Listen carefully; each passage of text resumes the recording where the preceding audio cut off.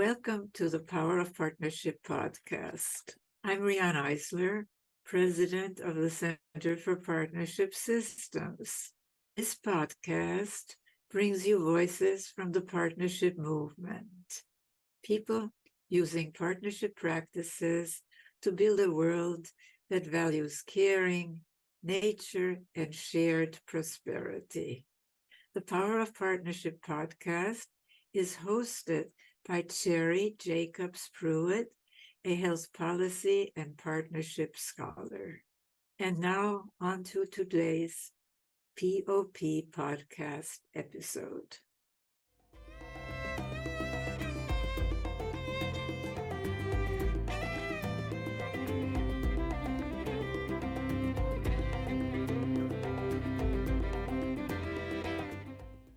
Hello, EMA.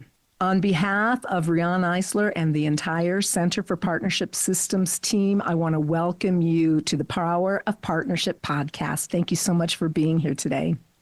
Thank you for having me. It's a pleasure. So I want to, just ask you to start by sharing a little bit more about yourself and your explorations as an artist. Okay. My music's it's kind of hard to explain succinctly. So what I'm kind of doing is like part of maybe like the punk, DIY, avant-garde strain of art in America mixed with West Coast experimental electronics. And then since I'm from the Midwest, I love voices and I love singing. So it also has lyrics. So it's kind of a big mishmash. And I do all the production and writing. And how did you find that style of music? I grew up in Sioux Falls, South Dakota. And music was kind of the main art form that was around in a lot of ways. Like I didn't know any painters or any playwrights or anything, but everyone loved music. And so I was inspired, I think, by some like Riot Girl and some of the things that were going on in the 90s. I was an 80s baby and teenager in the 90s. And so just formed my own band. And there were a lot of bands in my town, but there literally had never been a girl or a woman fronting any of them. So that was kind of one of the first times that I said, okay, I'm going to do this. I can do this. So yeah, that's where I started. Moved to, I had like a kind of like a queercore punk band with some of my friends in Sioux Falls. And then moved to the West Coast, went to school out the Claremont colleges outside of LA, and then fell in with kind of like that same scene, that sort of like experimental music and art scene that was going on there. Yeah. And then just kept going, I guess. Yeah, because you've had quite a journey as a musician. You opened for Depeche Mode a few years ago. That was fantastic. I've definitely run the gamut of the sort of places and the sort of that I've played and been as a musician. I've started in like warehouses and galleries and like small DIY clubs and have kind of gone from there to, opening for Depeche Mode, which was incredible. They're actually fans of my work, which is also extremely flattering. I got to do that playing in like sold out arenas across Europe and the US, and it was very fun, I will say. So can you share a little bit about when you first learned about Riane Eisler and how her work has impacted you? Yeah, so I first came across Riane's work, I think I was at some sort of used book sale. I'm not exactly sure where it was. And I saw, Chalice and the Blade with the red cover. I was like, this is a great name, Chalice and the Blade. That's so iconic. And reading that, it's hard to even put into words how it affected me. But it was such, I think, a relief to know that we aren't destined to live in these sort of dominator exploitative societies. And I love that she proved it. It wasn't like something that this is inevitable. This is just the way human nature is. Realizing that, you know, we do have a choice. And also that, like, you know, women's subjugation is not a fact, you know, not a fact of life, inevitable fact, I should say. It's possible to live in other sorts of societies. And historically, women have not always been subjugated to the extent that they kind of are in our sort of modern world. And it was an extreme relief, I think, and freeing. So yeah, that was Chalice and the Blade. And I also really love Nurturing Our Humanity. So from there, I kind of just went and tried to check out as much of her as I could. Can you give some examples of how that domination paradigm was showing up most strikingly in the music world that you were immersed in? Yeah, I mean, there's a lot of, you know, misogyny and stereotypes in the music industry. But also it can show up in some of these DIY communities, especially, you know, the 80s, the 90s. I was like a child of the 80s, of course. I think I was really kind of damaged by just how women were portrayed in the 80s and seeing that as a young child, like just thinking about advertising that would be like just a beer and then like a shot of bikini breasts or something, and being exposed to that over and over as a child, I think just was, you know, it was wounding, along with kind of some other aspects and things that happened to me at that time. And then one place that I really, really saw misogyny showing up, and I was kind of old enough to be aware of it, was when I was a teenager. I really liked, you know, Nirvana and Hole. And I mean, for those, most people might know who those bands are, but, you know, Nirvana was Kurt Cobain. And then his wife, Courtney Love, also had a band, Hole, which I loved. But the amount of hate that she got, just kind of, I think, for being like embracing the feminine grotesque and kind of standing up for herself and being a little nasty and a little gnarly, which is like kind of what we need to see in women sometimes to like kind of understand their full humanity. The amount of sort of misogyny that I encounter, people will tell you even to this day, oh, I hate her. I hate her. I hate her. I hate her. And that really stuck with me as a young person. And I did kind of develop, I don't know if it's a fear or a conviction that, you know, that people will come after you, I guess, if you don't conform. And you risk a lot of hate and a lot of vitriol to step outside of kind of what's been considered appropriate. So yeah, that fear did stick with me even as I was going through my career. So I had kind of my breakout album in 2011, which was Past Life Martyred Saints.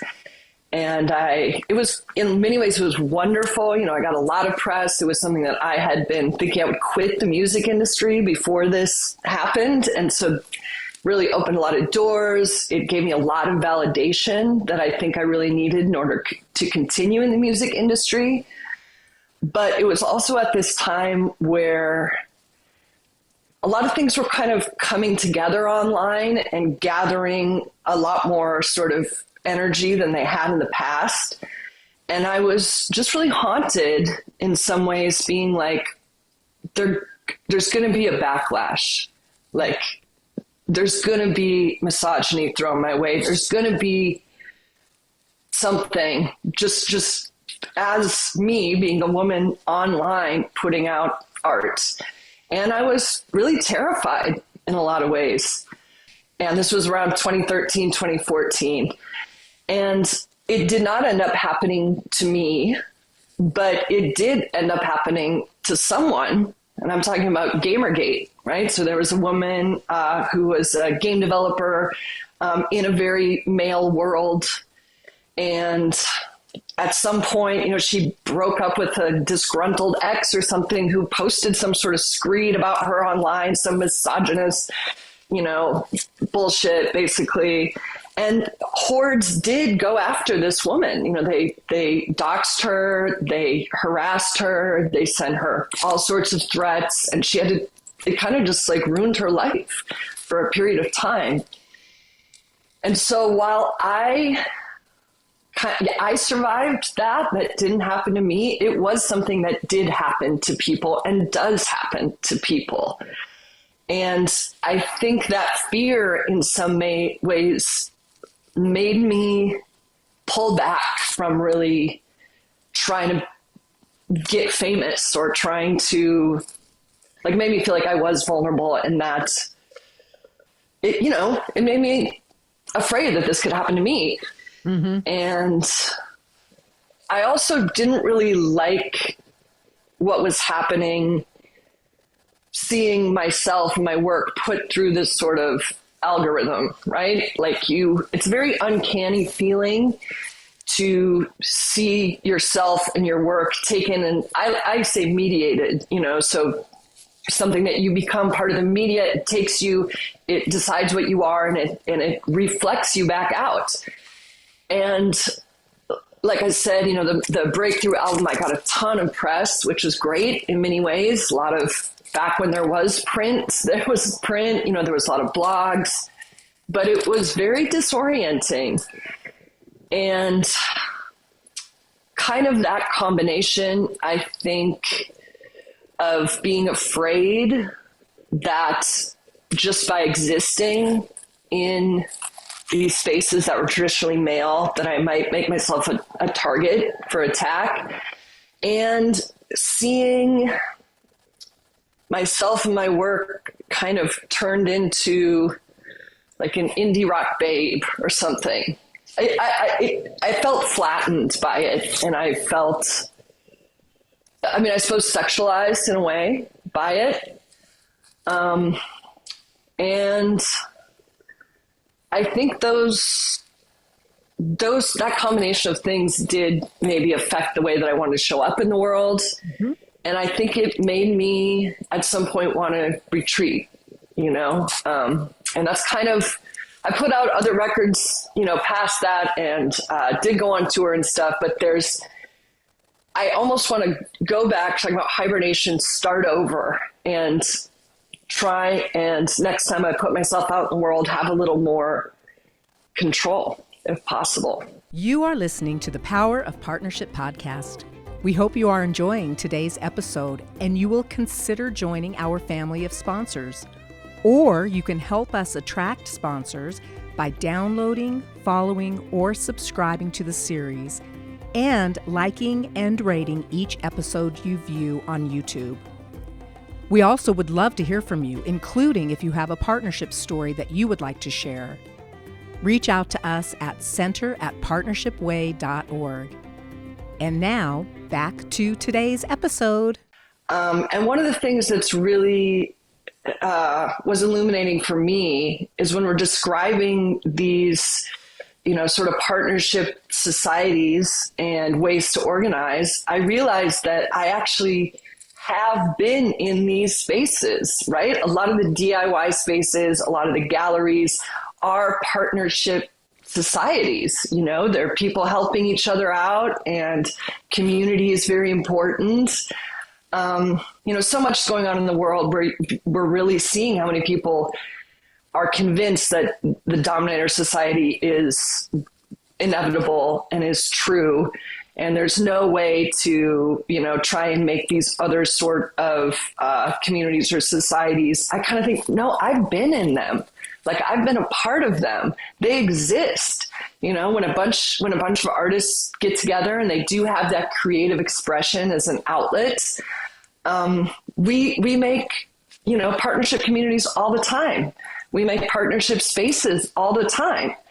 And you can feel it too when you're in a place that's sort of, I would say, self-governed almost in a way. So let's talk a little bit about the Pod Song episode that you were in. For our audience, if you can give a little background about this amazing podcast, PodSongs, and then your specific episode would be great. Yeah, so this is PodSongs. So he contacts musicians to have a conversation with someone of their choice that they admire, and then write a song afterwards. That kind of sums it up. Jack, I think, was a fan, found me, reached out to me. Hey, do you want to do this? And then once I got thinking, I was like, oh, I can talk to anyone, and he's going to try and reach out and try and make this happen. So then I was like, oh, Riane Eisler. Her work has changed my life, and I want more people to know about it. And so I had this wonderful conversation with Riane about her work and how it shows up in the world. And I thought it was a really great conversation. And then right after we got off the call, Jack's like, you got to write it right after you get off the call. It's better. It's easier. So I just tried to cram in every single book that she's written, a lot of I tried to just be like, okay, how do I make almost like the cliff notes into a song? So it's got a lot of words. I don't always write songs that are that kind of verse, chorus, verse with so many words, but I'm like, she's a writer and she has a million great ideas. So I'm going to try and give a shout out to almost every one of her books if I can. Is there any part of the song that you like the most that you'd be willing to share with us now, either singing or at least just sharing the lyrics? Ideally singing if you're comfortable, but no pressure. I think that I do like the chorus. I think it's catchy. But yeah, I was like, Riane is a hero of mine. She tells the truth, and she opened up my eyes that you were made for love. You were made for love. Like that. It was sung a little better. Not warmed up, but. That's beautiful, though. I love that. Nice. Yeah. Yeah. And so yeah. Oh, and I actually have another. I kind of am working on another piece that's a little bit more sort of experimental. That's also about Riane. So I will keep you posted. Nice. Yeah, that'll be great. That'll be wonderful. Cool. So do you have suggested resources or learnings for people who really want to get involved in the DIY communities in their areas? You just got to find it and show up.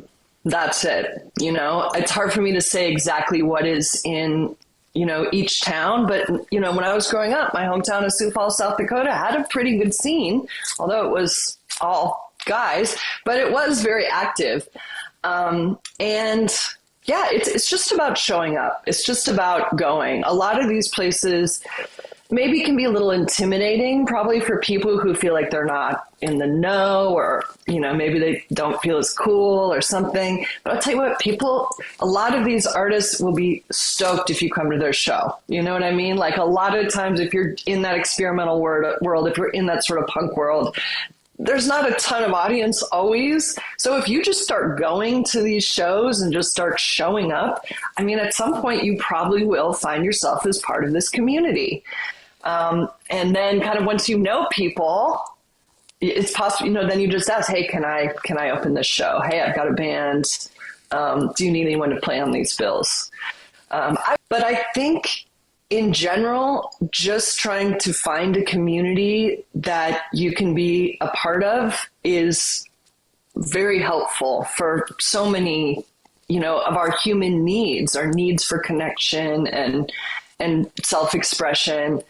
And I mean, the other thing about these sort of artistic communities is I think it does kind of increase empathy, right? Like it's something about being able to see other people's forms of expression that allows you to kind of get out of your own head a little bit and understand maybe someone else's point of view. I mean, we definitely are seeing a very divided time right now. And, you know, sometimes I'm scrolling online, you know, you will see these very sort of gender divisive types of content or whatever. But when you really look at it, it's like, you know, people really do have this feeling of like, I am in an exploitive culture, hierarchically exploitive culture, and people do not care for me. You know, and instead somehow it's twisted around to be like, yeah, that's feminism. Feminism did that to you. And it's like, no, bro, you're in this dominator hierarchical society. And that is the reason that you feel like exploited, sad, isolated. So I do wish that there was a way to kind of make that point to people, and I think people sort of are cluing into it, but just like, yeah, the people that are actually in your sort of economic class, even if they're different from you in some way, like they aren't the ones that is causing your pain. You know, it's very much about this hierarchical sort of way of looking at life. And I feel like so many things are just grift. Right now we're in the age of grift. It's really just grift all the way down. And that sort of involves dividing mentally people into like, you know, grifters and suckers, winners and losers, you know, and if you aren't on the take, then you are being exploited. And I think that's a terrible way to look at life, but it's how so many people, it's the lens that a lot of people view the world through at this moment. Yeah, beautifully said. So what are your hopes for the future and your thoughts on how we can get there? Well, for me personally, I feel very strongly about trying to make work that really explores the sort of depths and outer bounds of the feminine psyche in a way.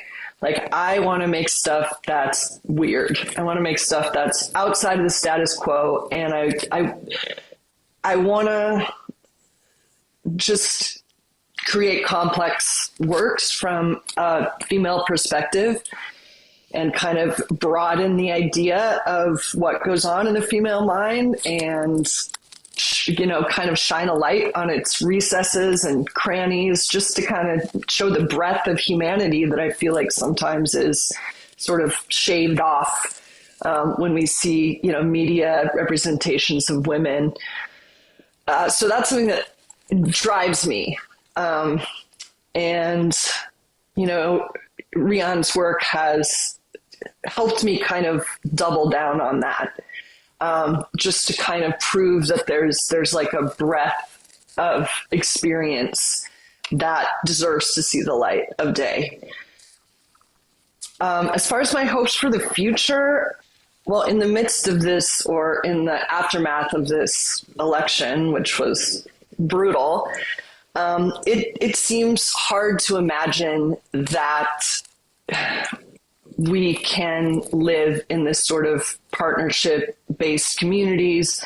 A lot of people don't feel that way. I think a lot about the punks of like the 70s and 80s. And I used to not really understand how sort of anti-society they were. I was like, why, you know, that seems a little harsh, you know, but they were dealing with Thatcher and now we're dealing with Trump. And what I would like to say to people is like, these sort of places, these partnership sort of places, these communities, they already exist. They're not a fantasy. We are in them. We make them. We have access to them, especially as artists. So if it feels sort of depressing to realize that, you know, maybe the mainstream is not ready to kind of break out of this dominator mindset. We still can, and we still do. These places exist. They exist for us, and they are what we make of them. And there are places that we can be free. And I suggest that you try and find those places, because they are around and you have the ability to access them. Beautiful. EMA, I want to thank you again so much for being on the show today. It's been really a pleasure. Thank you for having me, and thank you for continuing to promote Riane Eisler's work. The world needs it. Thank you for listening to the Power of Partnership podcast. We're grateful to Rising Appalachia for the use of Resilience as our Power of Partnership theme music. If you would like us to feature your partnership story, or if you would like to be a proud sponsor of the Power of Partnership podcast, please contact us at center@partnershipway.org.